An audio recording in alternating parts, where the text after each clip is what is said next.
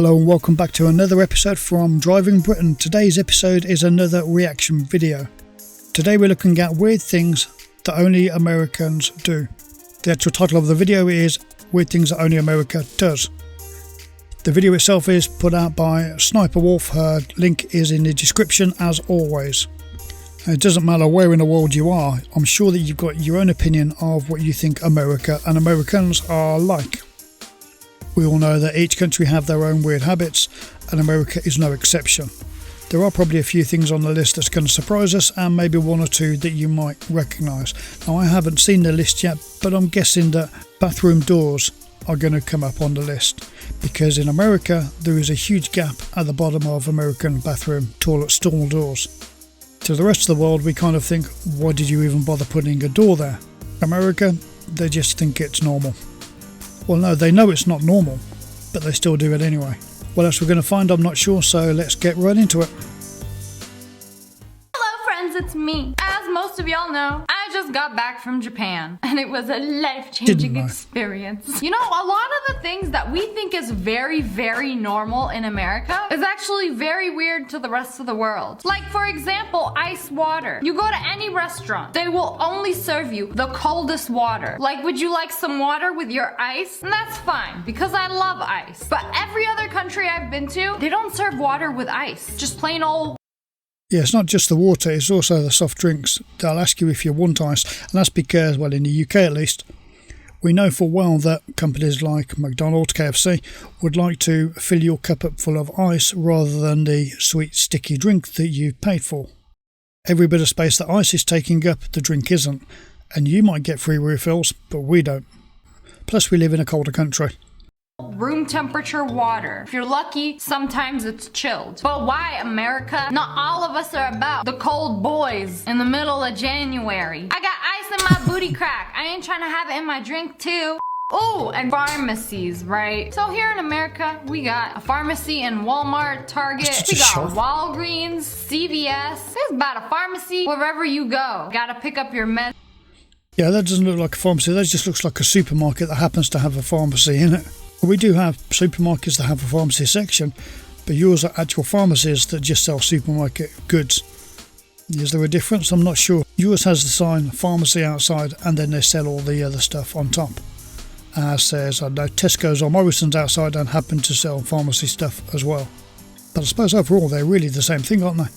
Doesn't matter what the original sign says on the door, they're still pretty much the same. So as much as I feel a bit outraged that your pharmacist selling so much stuff, now I think about it, it turns out ours do exactly the same. It's just that they call it a shop rather than a pharmacy or a supermarket. But what our pharmacies don't do is sell you ammunition. Because I know that in American pharmacies you can buy some bullets to top up your 9mm mag with while you're out getting your groceries and your medicine and your everything else that you can buy in a pharmacy. So that bit's a bit different. Pharmacy, ammunition. Not sure that they really go together in the same sentence. That you heard about on TV, that you recommended to your doctor. But pharmacies aren't just like a pharmacy. You got food, you got makeup, you got bath products. There's the whole pre-packaged meal section. Walls of... Yeah, actually, I've seen some ready meals advertised as kind of Weight Watcher type ready meals in some of our larger chemists, like Boots Chemist. America, what have you done to us? Upon walls of drinks. Like, there's so much stuff. Think about how much stuff there is at a Walgreens or a CVS. But I'm trying to get my back meds. Ooh, a salami sandwich. This is a weird one. Having lawyers that advertise. Oh, man. I have no idea what she's talking about. Something about a back and then salami sandwiches. Quite funny, but no idea what she's talking about. In Vegas, they are literally everywhere. There are so many billboards for lawyers. Any problem you have. You're trying to get a divorce? Billboard. You broke? Billboard. Yeah, before we get on to this lister type or lawyer type bit, I was just thinking about the fact that in Smarties and M&M's, we're not allowed some of the colours in the UK because of the E numbers that's in those colours, because of the adverse effects that it has on behaviour and hyperactivity and things like that. And I'm starting to see why we've stopped them. I'm also starting to regret that we have stopped them because, well, I'm more often than not quite lethargic compared to her. But there again, I think that Machine Gun Fire is probably quite lethargic compared to her. Lawyers, advertising on billboards, no, we don't get that, luckily. She took the kids. Billboard. You even got like lawyers on buses. And when foreigners visit, they're like, what the heck? We don't have lawyers and things like that advertised on buses, but we have been getting prime ministers advertised on buses. And that's probably just as horrific. Plus, even though we've got a lot of buses, we've also seemed to have a lot of prime ministers lately. So I'm not sure that we have enough buses to cope with that and to sustain it. So maybe we should switch to lawyers. We've probably got less of them, only a few million of them. What y'all need so many lawyers for? Here in America, we love suing to get what we want. Why, when you go anywhere in America, instead of saying hello, that girl at the grocery store, hi, how are you? How was your day? Good, and you? Like, they don't care. They literally do not care how my day was. It could be horrible, but of course, because you asked, and I don't want to go into detail about how horrible my day was, I'm always gonna say, good. Cut the small talk, Barbara. Here to buy my melons and be out. Like, I wish it was just hi, hello. I think in a lot of countries people are going to say hi or something like that on the way past, or say in the UK one of the expressions is, oh, hi, how are you? But you don't really care, you're not actually asking. If somebody actually answered, then you're going to think, what's this freak on about? But yeah, I think it's just a greeting, isn't it? You're saying that you don't want people to say hello at all? I'm not sure that's a better thing. Well, maybe sometimes it's a better thing, but generally I'm not so sure. Main thing is I'm not indecisive about it, I don't think. Clearly don't care about my day. Why are you asking me how it was? Y'all are so fake. Deep frying everything. Everything? It's not about being fake, it's about being polite though, isn't it, I think? That's what it comes down to. Deep frying everything, yeah, well, I think that we kind of assume that we're probably going to get something like this as a main American pastime. But, you know, we're not innocent either. We do like to eat pretty bad foods. Everything. We deep fry. Looking at you, Scotland, with your deep fried Mars bar. Fried cheesecake, ice cream. How you think to deep fry ice? Yeah, now I'm looking at that thinking, well, half of me is thinking, how do you deep fry ice cream? And then the other half of me is looking at that thinking, I really want to eat that. I know that you can get deep fried ice cream. I know that some restaurants do it, but I'm on about generally so that, well, I can buy it. Ice cream. It's literally frozen. I mean, it's pretty good. I'm not one to talk. Your girl love me some deep fried anything, okay? Oh, fun fact. Only America has grape flavored Skittles. You're a liar. I live in the UK and we have purple Skittles. The purple Skittle in the UK and other countries is black currant. Like, yeah, you're not going to get blackcurrant because blackcurrants are banned from the USA and have been, well, always, I think.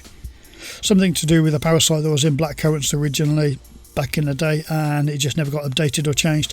So you was never going to get a blackcurrant flavour in the UK.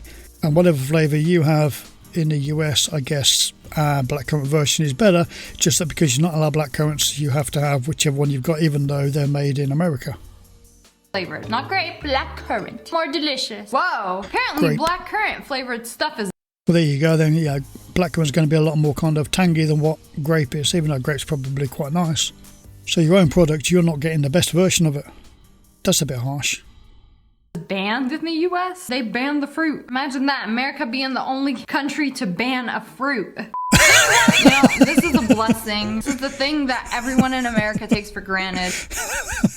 She's got a point, doesn't she? Of all the things, yeah, we hear so many horror stories about some of the things in American foods that's been allowed and passed. Poisons, carcinogens, cancer-causing, all sorts of things. But the only thing that you've actually banned is a fruit.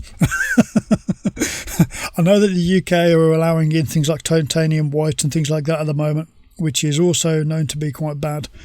But still, that is a bit funny, isn't it? They ain't got Costco or Walmart in most countries. We got huge, gargantuous shopping centers, malls, just a place to get all your stuff. You like pasta? We got 39 varieties. You like meat? We got 50 fridges full of animals. Don't even get me started on ice cream, man. There's just so much to choose from. But in other countries... Yeah, we do have fairly big supermarkets, or at least compared to the size of the country, but not like city-sized supermarkets, which is what you probably got in the US. And we have less selection, I guess you could say. If you're going to have, say, beef steaks, you might have 3 separate branding type items in there. So an own brand version, a slightly posher looking version, and then a completely separate brand altogether. Pasta packets, you might get 3 or 4 different separate types, you know, separate companies. But we wouldn't get, like dozens and dozens, or even more than a handful really, because I don't really know why you would bother, and how would any one of them companies actually financially survive if they was competing against 30 or 40. The markup would be so small for each one of the companies, it would be hardly worth them doing it. So maybe it's just about the amount of food that Americans buy versus UK and Europe and stuff maybe. I don't know, leave a comment in the comment section what you think about that. Yeah, we've got less selection. I guess, we don't get 30 types of pasta or 50 types of ice cream. We will only get a handful, I guess, in comparison. But for the actual companies producing it, it makes it a little bit more worthwhile if we had that many varieties versus the amount that we buy as a nation, not individually but altogether. Would or could those companies even sustain a living by doing that? Would so much competition put more companies out of business or keep them on the breadline and stop anybody ever actually really advancing? Add it to the comment section what you think, because I'm really not sure what to think about that. You just got like very little stores, but you got a lot of them. You can most likely walk to them. Most of America, you gotta drive to get anywhere. Also, getting... Yeah, that is a good point, isn't it? A lot of our countries are way smaller than the US. A lot of our shops are a lot closer to where we live or where we work. So we don't need to drive to a shop and you want to get absolutely everything from there because you've had to go miles to get to it. So I guess on that sort of basis, then yeah, you'd see why one shop would have everything, because you'd want it to have everything. Constant water refills at restaurants. I guess it's nice, but it's also probably because they're expecting a 20% tip. Like, I just take a sip of my water. It's still basically full, and they're gonna come around and top it up every 2 minutes. Excuse me, sir. Leave me and my 9/10 of my water glass alone. Other places, they don't do that. They either give you a big thing of water or they have a self-serve water station. Yeah, if every time you took a sip of water and there's a little space in the glass, a waiter or waitress turned up and started adding more all the time, I think you'd get a bit annoyed with that. You'd want them to just leave you alone. You wouldn't want the waiter or waitress coming up to you every 5 minutes. And at the same time, we don't really have automatic refills.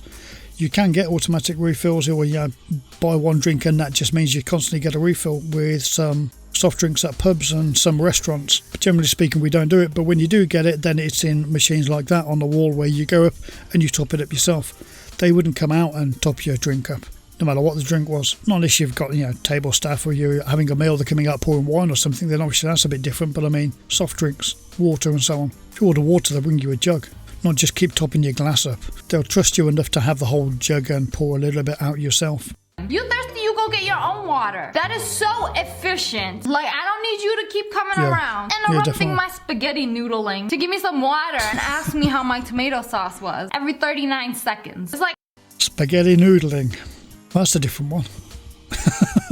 I appreciate it, but I also feel like I'm obligated to tip you more because you're pretending to care if my food is good or not. Like, I'll take a bite tips, out you're of just not something gonna get and that. not like... Yeah, in the UK and I suppose a lot of countries around the world, you're not going to get that whole tipping business. If you've enjoyed the service or you think that they're a particularly good worker or something like that, or you're just in a good mood and want to tip, then that's absolutely fine. But you're not compelled to tip. In most European countries and in the UK, waitresses and waiters are paid at very minimum wage, and they're actually paid it. In the US, that doesn't happen. And it's allowed not to happen. The reason why the waitresses and stuff depend so much on the tips, on that 20% or whatever amount it is in whatever state you're in, is because the actual company owners aren't paying the minimum wage. In the UK, minimum wage means exactly that. It means that nobody that's legally working gets paid less than minimum wage. In the US, it's more of a guideline when it comes to waitress type staff, and so they're paid less than minimum wage, so they literally rely on your tips to actually make them up to minimum wage. It's not that they're already making minimum wage and they want to make extra because they think that they should or are entitled to or something. It's because they're just not even paid properly in the first place. Now, why the actual companies are allowed to get away with not paying them minimum wage in the first place, it's argued it's because those companies couldn't survive if they weren't paying minimum wage. They couldn't put out the meals and stuff for the same prices. But the thing is, American food is about in equivalent, pretty similar, and in some cases more expensive than the UK and European food. And if we can all do it without any problems, but maybe there's something about the food industry in the US that we're not understanding. like it and leave it at the corner of the table like, I did not like. And he'll come around and be like, how was it? Clearly delicious because I took a bite and pushed it off to the side of the table. I didn't know it was not a thing to get coffee to go in other countries. Like, you're supposed to sit at the cafe and be sophisticated and enjoy your espresso, sip it real slow in a real ceramic. Yeah, I think you can have both in the UK, and I would have thought most European countries. I'm not sure. I know she said that she'd been to Japan, but generally speaking, we have drive-through Costa coffees and all the rest of them Starbucks, and we have plenty of coffee and tea and other drinks to go almost everywhere that sells that type of stuff, unless you go into an actual restaurant or something, or into a pub for an actual proper drink. And I mean beer, but I mean you're going to have a coffee or you're going to have a meal, then they probably wouldn't want to hand a cup over for you to take away with you because you wouldn't go there for that type of thing. But if you went to a cafe or a drink stall or a Costa or a Starbucks, then you get takeaway drinks just the same, and 99% of them, well, 70-80% of them at least are takeaway. And that's accounting for town centre ones where people are more likely to actually stay in there, because if it's a drive-through, you're just going to do exactly that. You might be able to go in there, but no one's going to bother unless you want the toilet. Cup, not a plastic Starbucks cup. I like getting my coffee to go. Ain't nobody got time to sit in a cafe and enjoy their coffee. I like to enjoy it over the course of 2 hours. I don't know. I guess I don't agree with this one. I like that takeout coffee, and I like. Yeah, I think that if we couldn't get takeout coffee or takeout drinks, then we would buy a lot more flasks. Because I don't think that anybody would really put up with that. I don't know where she's been. I know that it is encouraged to sit down and have your drink and that sort of stuff, and there are plenty of places where you could do that. But I would say that most people, most of the outside of their own house type drinks that they consume, coffee and tea in the UK at least, they're takeaway coffees or takeaway teas or chocolate or whatever you've bought. You're not sitting there eating it with your biscuit and your napkin. It's just not happening. That iced coffee in the middle of January, you hear me? Another thing, for medicine. Yeah, iced coffee, iced tea, you're not going to find that very far out of the US. It's certainly not very big in the UK. Cold coffee, that's made for putting down the drain. Cold tea, yeah, the only reason why you get cold tea in the UK is because you forgot to drink it. You wouldn't go to the shop to buy it. I know that some people do, and I know that they're trying to make it a more popular thing, but that's because they want to sell it to you, not because people like it or want it. The amount of people that are buying cold coffee and tea type brands and products in the UK, they really are still the minority, even though those drinks have been available for quite a long time, and it's because people just don't really like them. In America, you drink a lot of coffee, but you don't drink very much tea. And you can't understand why in the UK we drink so much tea. And it's not that we drink an excessive amount of tea. We drink no more tea than you do coffee. And coffee and tea drinkers are about evenly split throughout the nation. A lot of people drink both. But the difference is our tea isn't that herbal stuff that you think of as tea. Yeah, we do get Earl Grey and you do get mint tea and all the rest of it. The tea that we drink is a lot closer to a coffee than anything. It's certainly not like a mint tea or anything, or some type of herbal tea. You can get Earl Grey, but most people, if you're going to drink a cup of tea, it's going to be an actual brand like PG Tips or Tofu or something like that, an actual real tea in a tea bag. You're going to have milk with it, and it's going to be a lot more similar to coffee than what it is anything like what you're going to envisage as tea from the US, because you think that we drink Earl Grey and herbal tea, but that's not the tea that we drink. Some people do drink it, but I mean as a nation type thing. There are ads everywhere for medicine, all over TV. Oh, you got back pain? I'll tell you what you need. Talk to your doctor about sucking it up. Sucking it up isn't right for everybody, especially those who are little Oh, and don't forget the side effects. Here's a long list of side effects that you'll never read, but talk to your doctor and let them know that we sent you. Like, a doctor is supposed to recommend things to you. Why is the... Yeah, I'm not sure how long a medical degree is in the US, but I'm guessing that doctors train for longer than the amount of information you're going to absorb from a television advert. So if I was going to go to the doctor because I've got a big boil on the side of my head and it looked like it was something nasty, then I think I'd probably trust what the doctor was going to suggest rather than telling him what I thought he should do, which is, after all, where you go to the doctor, to the professional. In the UK, if you went to the doctor and you said, I think I've got this wrong with me, and I think that this is the treatment that I need. They would stare at you like you're a lunatic and like you should stop watching television programs that made you believe that you knew more about medicine than they had managed to do in their 6, 7 or 10 years working as a GP. The patient recommending things to the doctor. I have depression, anxiety, and explosive diarrhea. This commercial was very relatable. Let me go tell my doctor what he needs to do. You never really think about these things as weird, unless you're not from America. Now the big question. In America, why do you have such large openings at the bottom? Yeah, this is one that I did expect to see. What is the point of that? What, so that you can't see the face that's attached to the rest of it? Because that's about all you're blocking out. All the bits that you actually want to block out. We don't want to see somebody taking a dump any more than they want us to be seen. Why would you do that? Well, just why? Bottom of bathroom stall. Why the door don't go down all the way? Privacy? Psych. In Japan, every bathroom I went to had a full door. And don't even get... I think most countries around the world have a door that at least covers the main parts.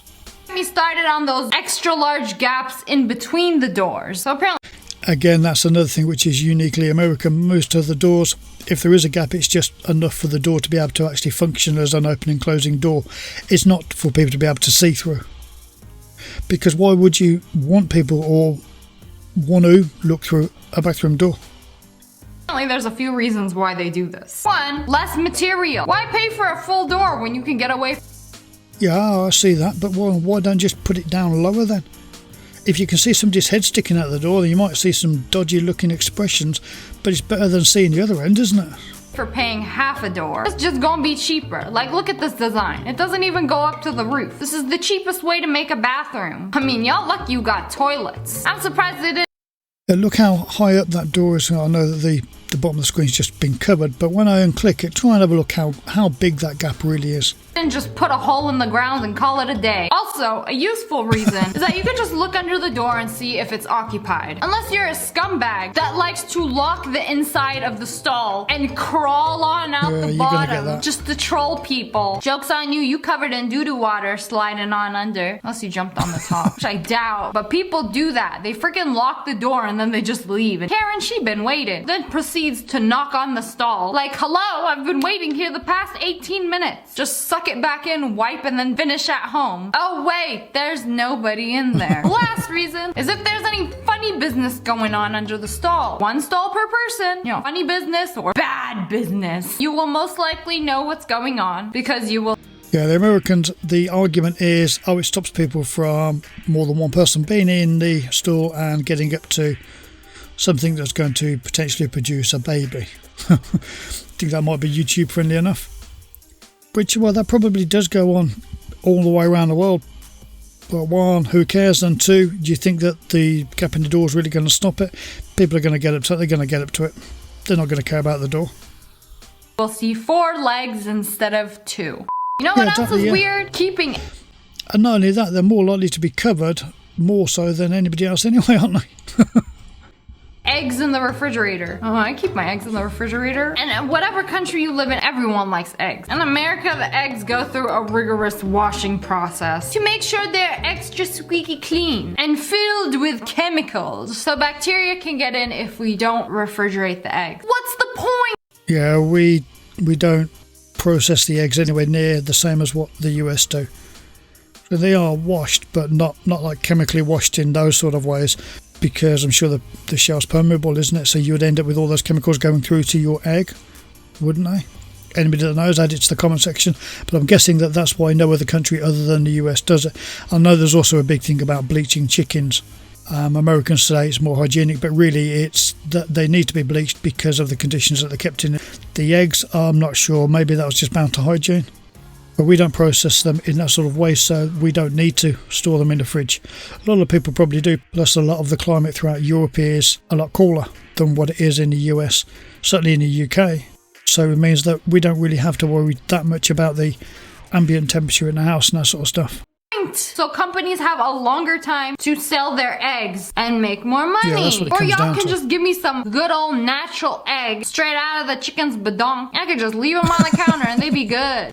free refills. So here you got all the free refills you want. You want another glass of that extra flat Coke? We got you. Or no. You know what's really scumbaggy? This happened multiple times when I go to a fancy restaurant. When you ask for a Sprite or a soda, they'll give you the fancy Mexican kind, you know, like in a glass bottle. And they'll pour it for you. And when you're done with it, they will automatically come bring another one and pour it for you. And then I check the bill. Y'all charging me for every single glass bottle of Sprite y'all poured me? What? I thought refills were free. I didn't even ask for a refill.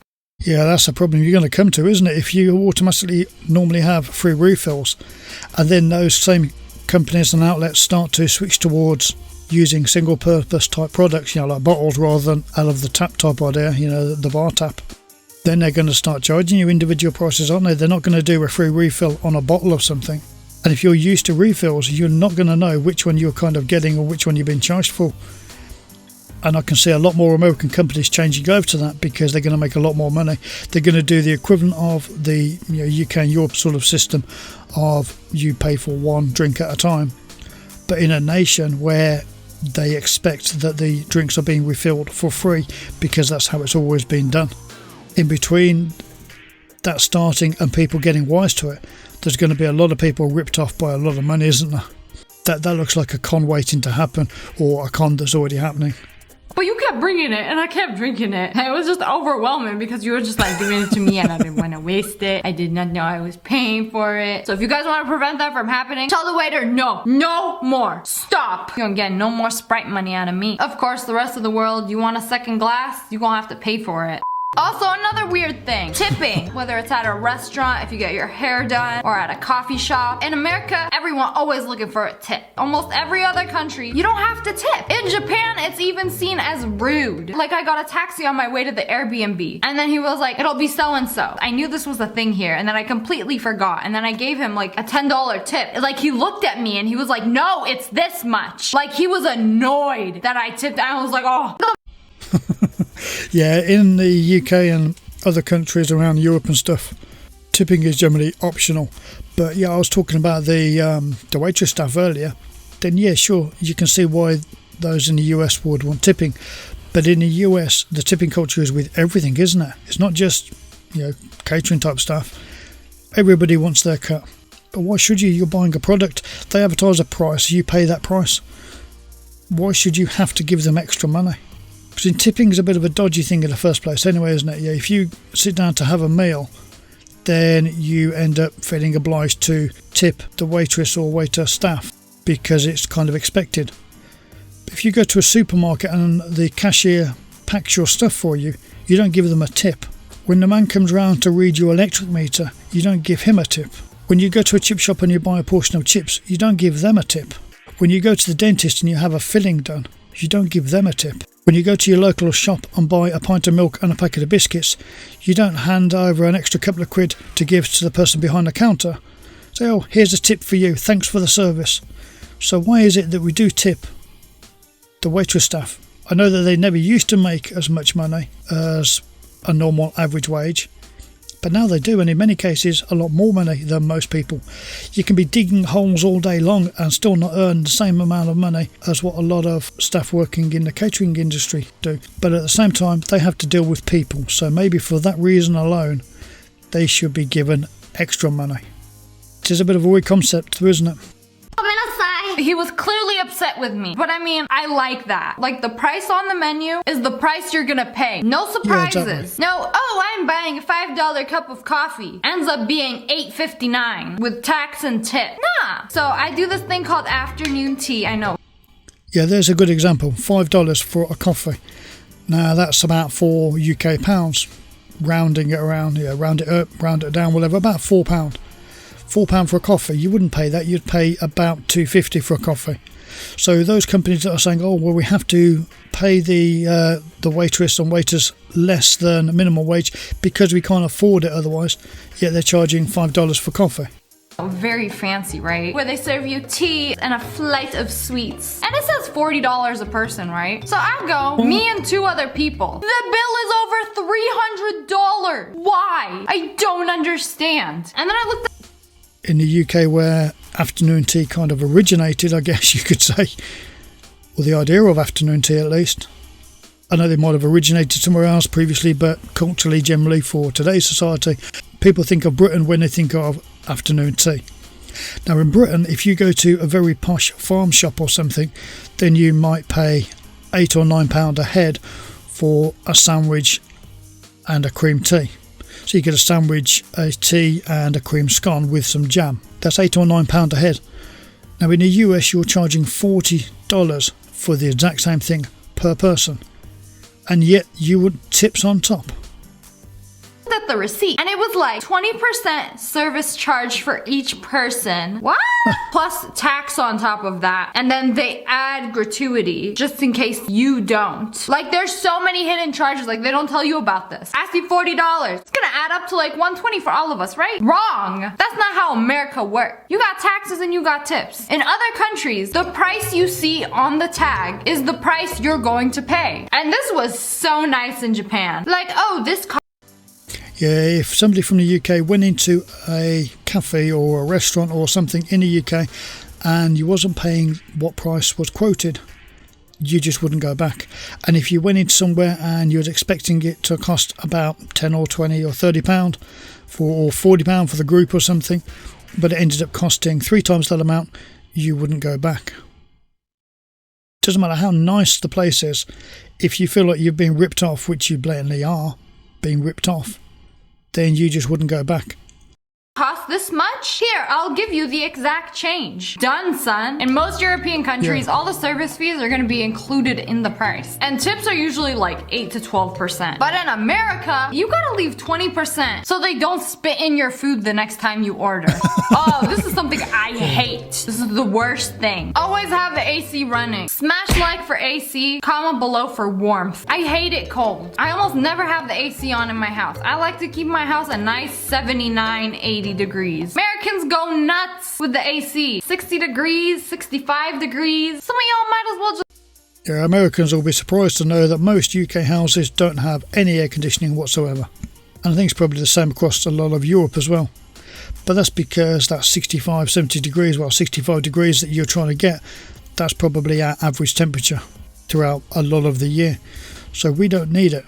In fact, we've got heaters on to bring our temperature up to around about 22 Celsius. Is that the UK average? Somewhere around there. So it's about, what, 70, 75, somewhere in that sort of margin, Fahrenheit.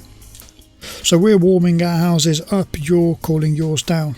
And even when you live in more northern parts of Northern America, you're still doing the same, aren't you? You're still putting on the air conditioning because you're so climatised to knowing that it's supposed to be a good thing. Just live in a fridge. You know what? My friends come over, they walk into my wine cellar because it's cool. It reminds them of their house with the AC on. It's so horrible in the summertime when it's really hot outside and then everywhere you go is gonna be freezing cold. And then just going between like freezing cold to scorching hot heat, like it makes me sick. I don't feel good. Wearing pajamas in public. See, I didn't realize this until I saw this. We're the only people who do that. In Japan, I know I'm gonna keep saying in Japan.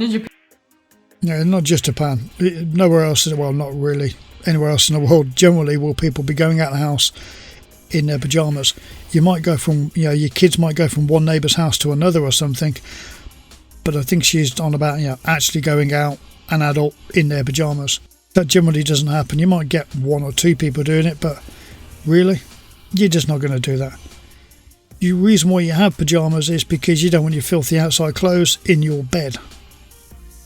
Because by the way, I just spent a week there. I don't really travel very much. And when I do, your girl's gonna talk about it, okay? Absolutely nobody. Nobody. And I went on the subway every single day. I saw hundreds, even thousands of people. Not one person was wearing PJs or like even like casual clothes now that I think about it. Everybody. Okay, maybe not some tourists, but like everybody who lived there was dressed so nice, professionally. Like dudes, suits. Girls, either like their school uniform or like a very nicely dressed. And here, we all got that one girl in our school who gonna go to Starbucks in her Cookie Monster PJ pants. I mean, unless I'm going through a drive-thru or I'm like sick and I do not want to get ready, I don't wear PJs in public. It's like my PJs are reserved for the cleanliness of my house. I don't want to get them dirty. Yeah, the exactly. outside world is dirty. We just want to be cozy and comfy, and I get that.